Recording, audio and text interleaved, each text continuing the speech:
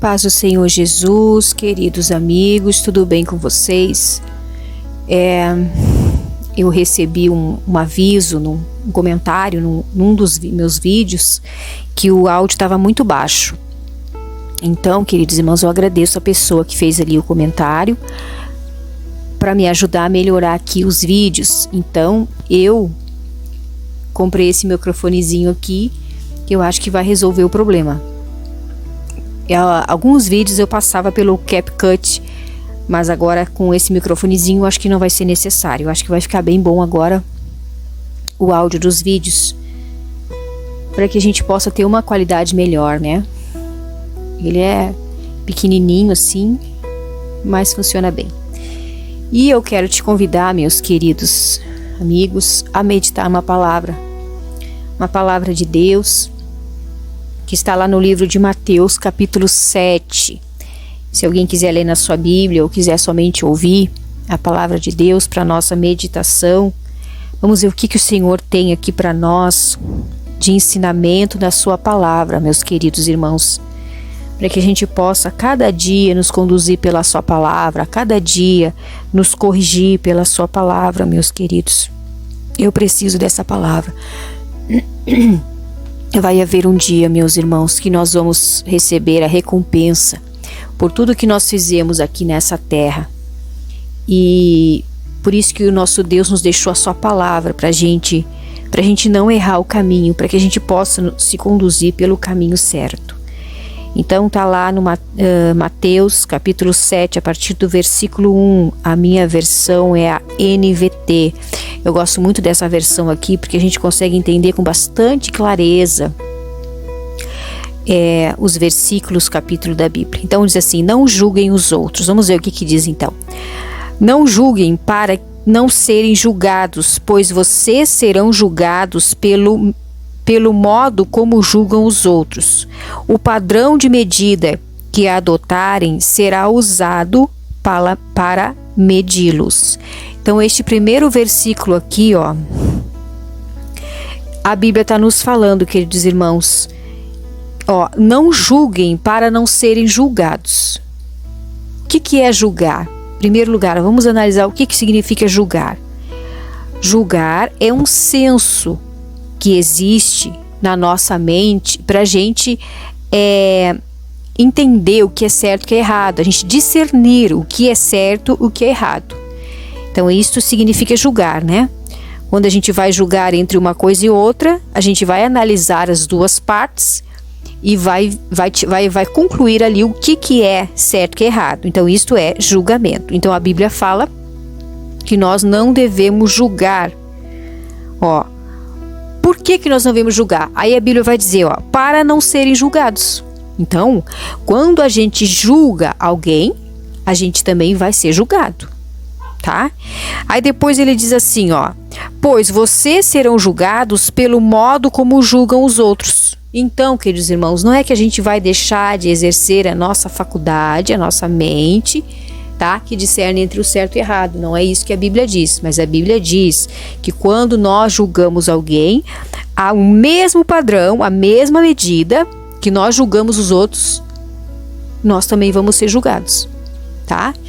Então, o que a Bíblia está dizendo para nós, meus queridos irmãos? Que quando a gente olha, às vezes, um erro na vida de um irmão, na vida de uma pessoa, a gente tem que ver se aquele erro não está também na nossa vida. A gente tem que observar bem para ver se não está. E se não estiver aquele erro, pode ser que tenha outro erro. Então a gente tem que tomar cuidado com isso. Por isso que a Bíblia diz que nós não podemos julgar. Agora, não julgar é ser conivente com o erro dos outros? Não, queridos irmãos. Nós não somos coniventes com o erro das pessoas. Mas não vai resolver nada a gente ficar julgando, a gente ficar falando. Então, o que a gente deve fazer? Como que a gente deve se comportar? A gente deve falar da palavra, a gente deve falar o que a palavra diz e nos certificar de que isso não esteja também em nós, de que o erro dessas pessoas não esteja em nós. Tem uma parte da psicologia, queridos irmãos, que eu acho bem interessante, que ela explica que muitas vezes nós julgamos e condenamos nas outras pessoas aquilo que está em nós.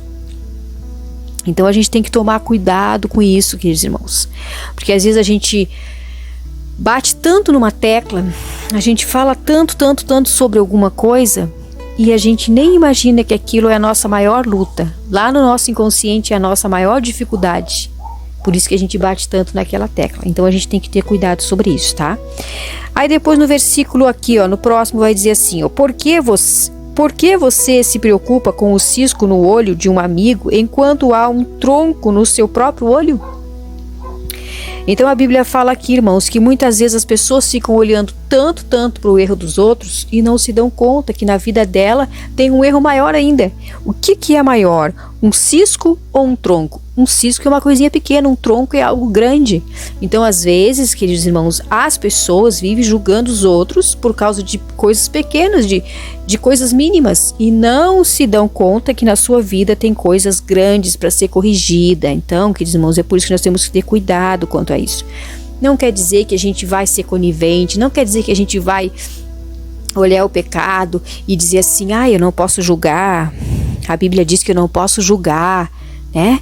Então não é que a gente não vai ver o pecado, não é que a gente vai se cegar para o pecado, não, a gente vê, porque a gente tem a Bíblia, a gente conhece a Bíblia, a gente sabe o que é certo e o que é errado, mas o que a Bíblia está ensinando para nós? Que não adianta ficar falando para A ou B, né? Então, se a gente quer ajudar uma pessoa, ora por ela. Ora, Senhor, olha fulano, está fazendo isso e aquele outro.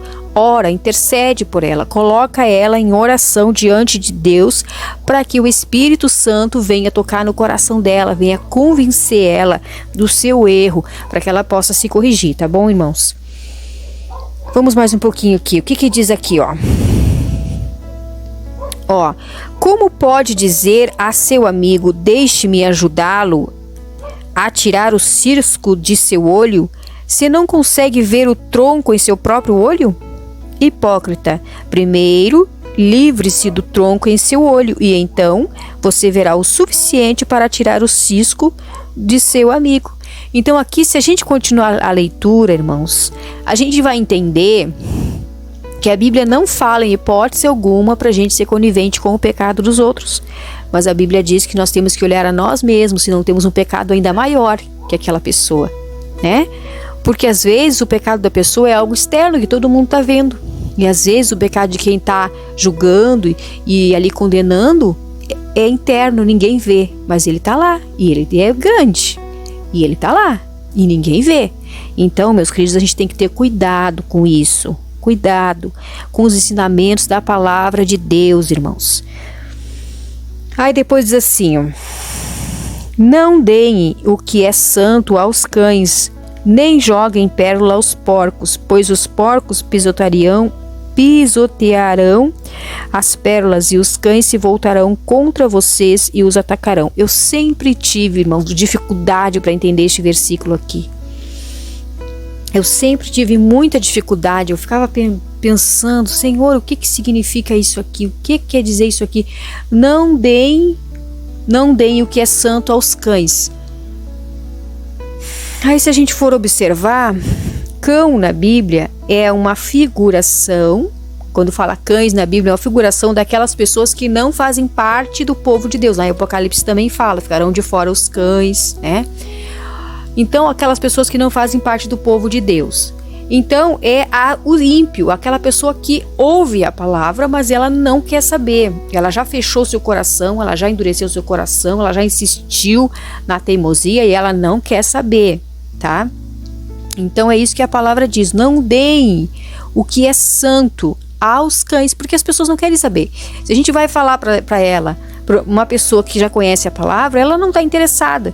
Então depois aqui vai continuar falando também uma outra frase sinônima, ó. Nem joguem pérola aos porcos. Imagina um porco lá no meio da lama, né?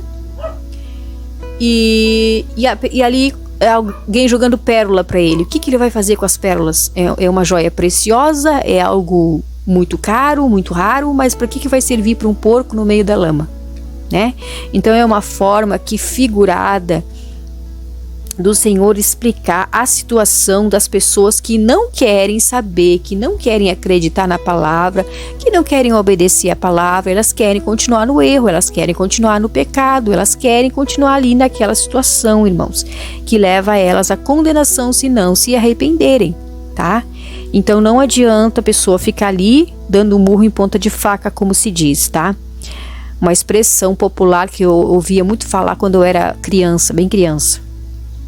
Aí diz assim: e os cães se voltarão contra vocês e os atacarão, né?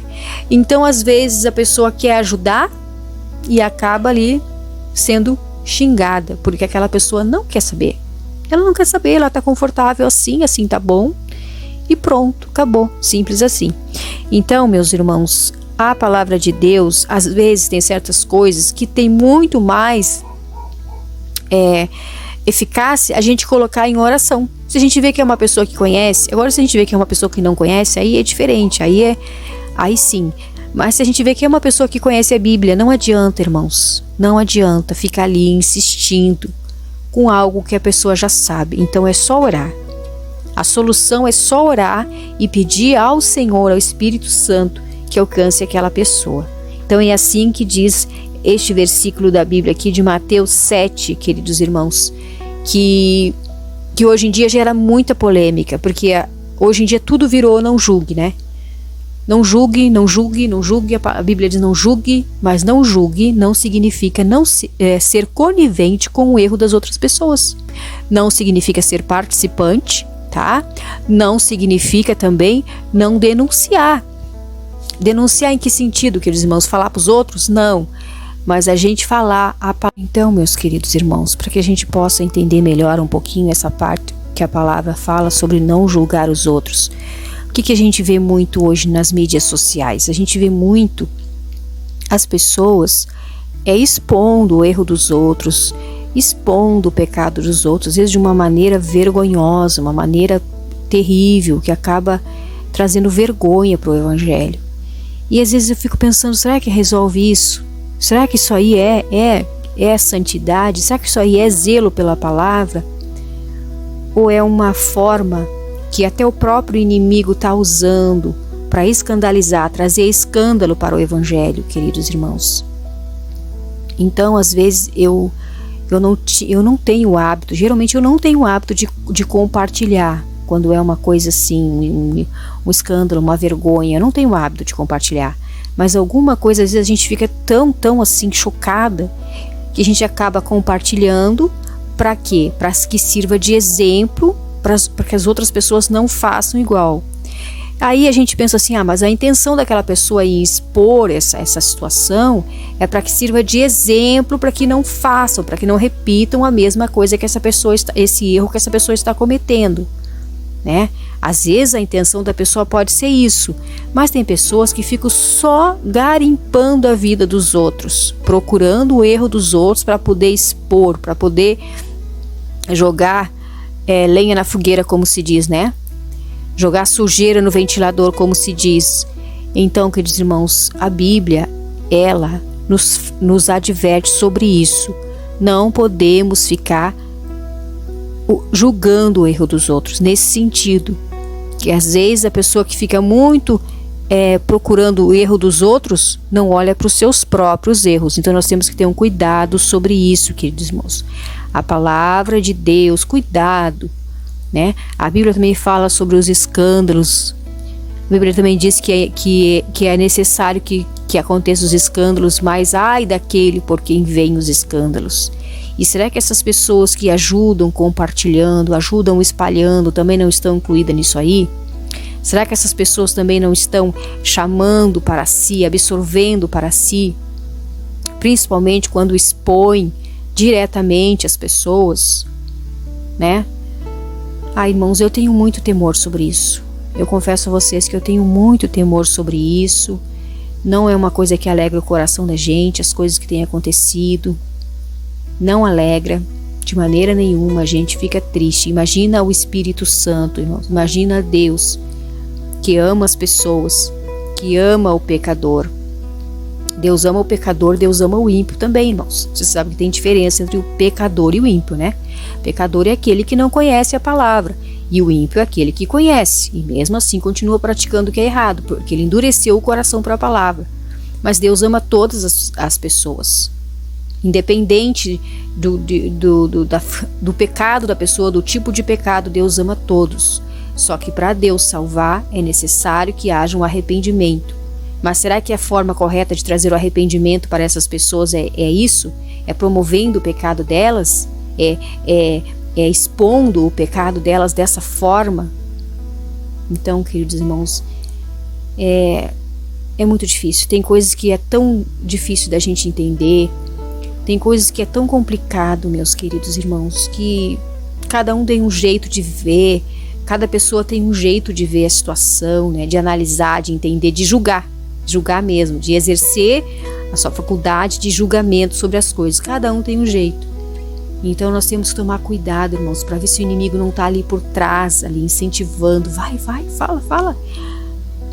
Porque tudo isso escandaliza, envergonha a palavra de Deus, envergonha o evangelho. Né? Quando é um crente que se desvia, quando é um crente que comete um pecado terrível, dependendo do nível, do grau de autoridade, de conhecimento que ele tinha, tudo isso, irmãos, traz escândalo para o evangelho. Então nós temos que tomar muito cuidado com isso, queridos irmãos, muito cuidado mesmo.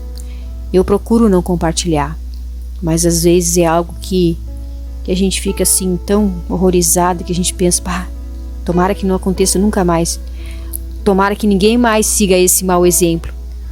Então, meus irmãos, a gente pode pecar sim, às vezes até sem querer a gente está pecando. Por isso que a gente precisa orar, por isso que a gente precisa meditar na Bíblia, por isso que a gente precisa pedir perdão para Deus todos os dias pelos nossos pecados e pedir misericórdia do Senhor. A Bíblia diz que as misericórdias do Senhor são a causa de nós sermos consumidos e que elas se renovam a cada manhã.